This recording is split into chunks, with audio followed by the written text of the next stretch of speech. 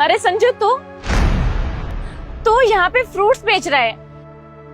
मैंने तो सुना था तूने अपना बिजनेस स्टार्ट किया है। हाँ, मैं बिजनेस ही करता हूँ। तू इसको बिजनेस बोलता है? फ्रूट्स बेचने को बिजनेस? इसे बिजनेस नहीं बोलते, इसे मजदूरी बोलते हैं। क्यों मजदूरी क्यों बोलते हैं? सुबह से शाम तक एक ही जगह बैठे रहो, ग्राहक से 10-10 रुपए के लिए लड़ो। अपना सही है। तुझे पता है मैं इंटरनेशनल कंपनी में जॉब करती हूँ और मेरी सैलरी पता है कितनी है? 50,000। 50,000? क्यों, विश्वास नहीं हो रहा है ना?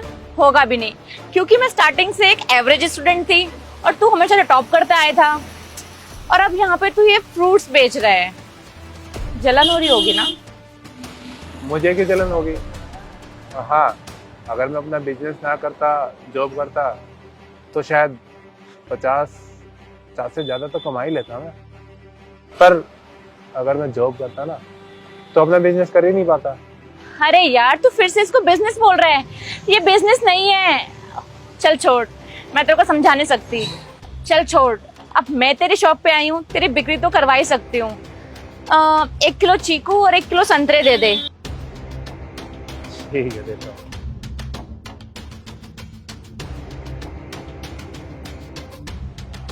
वैसे संजू, ये कितने के होंगे? 100, 200, 250? अब मैं तुझे पूरे 500 दे रही हूँ। तेरे से क्या ही मोल भाव करूँ मैं? तेरी क्लासमेट हूँ, इतना तो बनता ही है। ये पकड़।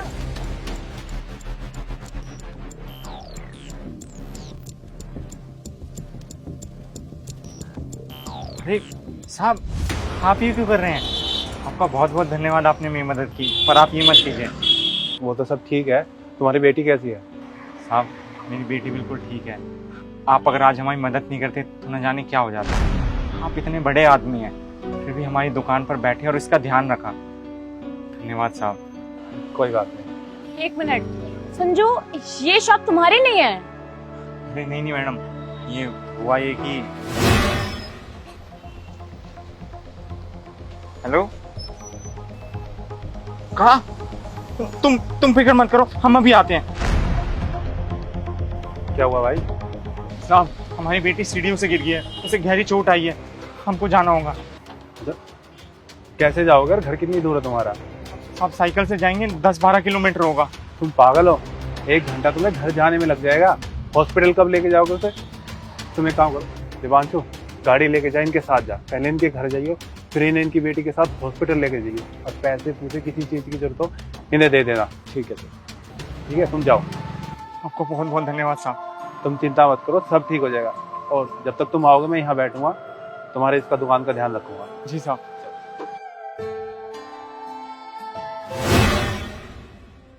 साहब सच में बहुत अच्छे हैं।